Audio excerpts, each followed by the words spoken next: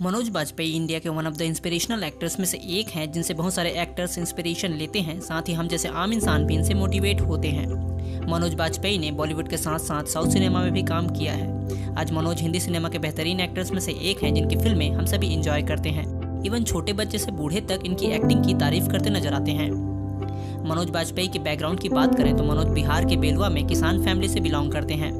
इसके बावजूद अपने टैलेंट के बलबूते आज हिंदी सिनेमा में अपनी जबरदस्त पहचान बनाए हुए हैं। एक गांव के मिडिल क्लास फैमिली से हिंदी सिनेमा का बड़ा चेहरा बनना अपने आप में ही काफी बड़ी बात हो जाती है। मनोज बाजपेयी की शुरुआती क्लास की पढ़ाई उनके गाँव में ही हुई, जहाँ चौथी तक की पढ़ाई उन्होंने झोपड़ी नुमा स्कूल से की और आगे की पढ़ाई उन्होंने बेतिया से की। मनोज के पिता एक किसान थे जिनके 6 बच्चे थे, जिन्हें पढ़ा लिखा कर अपने पैरों पर खड़ा करना चाहते थे। इसीलिए उनके पिता को काफी मेहनत करनी पड़ती थी। जब मनोज गांव में थे तब अपने पिता के साथ खेतों में काम पर जाया करते थे। अपने स्कूल के दिनों में मनोज फिल्म, मैगजीन्स और न्यूज़पेपर पढ़ा करते थे, जिसमें उन्होंने एक बार नसीरुद्दीन शाह का इंटरव्यू पढ़ा, जिसमें से उन्हें नेशनल स्कूल ऑफ ड्रामा के बारे में पता चला। जिसके बाद मनोज ने सोच लिया कि एक्टिंग सीखने के लिए उन्हें एनएसडी में एडमिशन लेना पड़ेगा।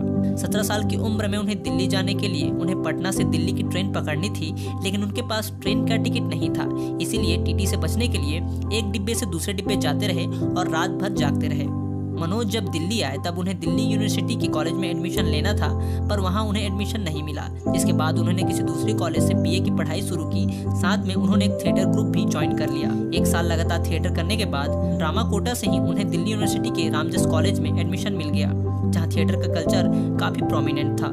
रामजस कॉलेज में बिताए 3 साल उनके लिए काफ़ी लाइफ चेंजिंग था, जिसमें उन्होंने थिएटर को काफ़ी एक्सप्लोर किया। रामजस कॉलेज में रहते हुए उन्होंने 400 से भी अधिक थिएटर प्ले का पार्ट रहे, जो हमें उनकी एक्टिंग की तरफ पैशन को दिखाती है। उस वक्त हम और आपकी तरह ही मनोज बाजपेयी को भी अंग्रेजी नहीं आती थी और दिल्ली जाकर उन्हें समझ में आया कि अंग्रेजी सीखना उनके लिए कितना ज़्यादा इम्पॉर्टेंट है। इसलिए उन्होंने इंग्लिश बुक्स पढ़ना और इंग्लिश मूवीज़ देखना शुरू किया और अपनी लगन और मेहनत से धीरे धीरे मनोज इंग्लिश में फ्लुएंट हो गए। जिसके बाद उन्हें इंग्लिश प्ले भी मिला करते थे और ऐसा वक्त भी रहा है जिसमें उन्हें इंग्लिश प्ले में लीड रोल मिला करता था। मनोज एनएसडी में एडमिशन लेना चाहते थे, जिसके लिए उन्होंने एग्जाम भी दिया था और पहली बार वो काफ़ी कॉन्फिडेंट थे, पर उनका सिलेक्शन एनएसडी में नहीं हुआ। जिसके बाद उन्होंने 3 बार और ट्राई किया, लेकिन इसके बावजूद भी उनका सिलेक्शन एनएसडी में नहीं हुआ।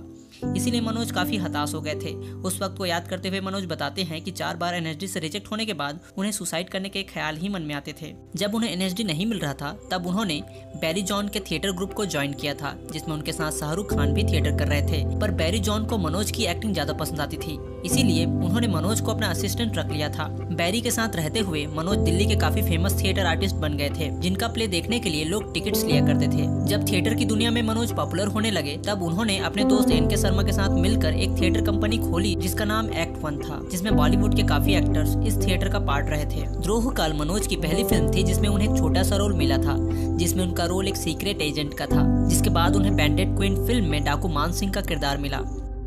उस टाइम तक मनोज दिल्ली में ही अपना थिएटर कंपनी चला रहे थे।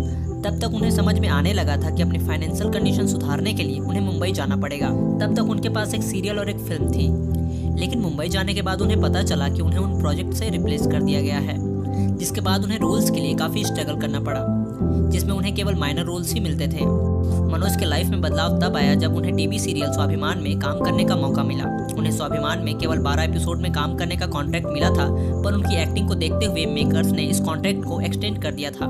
स्वाभिमान उस टाइम का काफ़ी पॉपुलर टीवी सीरियल था, जिससे काफ़ी एक्टर्स ने अपनी एक्टिंग की शुरुआत की थी और फिल्म ऑडिशन में उन्हें इससे नोटिस किया जाने लगा। उस वक्त उन्हें राम गोपाल वर्मा के फिल्म दौड़ में काम करने का मौका मिला और राम गोपाल वर्मा मनोज बाजपेयी की एक्टिंग को बैंडेड क्वीन की वजह से काफ़ी पसंद किया करते थे। जिसके बाद उन्होंने मनोज को फिल्म सत्या में लीड रोल में मौका देने का वादा किया, लेकिन किसी वजह से उन्हें लीड रोल से हटाकर भिखू महात्रे का रोल दिया गया। और आप सभी तो जानते ही होंगे कि सत्या फिल्म के सक्सेस के साथ ही भिखू महात्रे वाला कैरेक्टर भी रातों रात काफी ज्यादा पॉपुलर हो गया।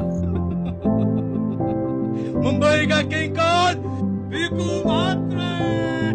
मनोज बाजपेयी को उनके कैरेक्टर भिखू महात्रे के लिए उन्हें नेशनल अवार्ड भी मिला। उस वक्त हमेशा से ही हीरोइक और पॉजिटिव कैरेक्टर को ही अवार्ड मिला करते थे, पर मनोज बाजपेयी ने ये बता दिया था कि एक्टिंग की कोई सीमा नहीं होती। जैसे ही फिल्म सत्या के बाद मनोज पॉपुलर हुए, उसके बाद से ही आउटसाइडर्स एक्टर्स को भी हिंदी फिल्म इंडस्ट्री में चांसेस मिलने लगे।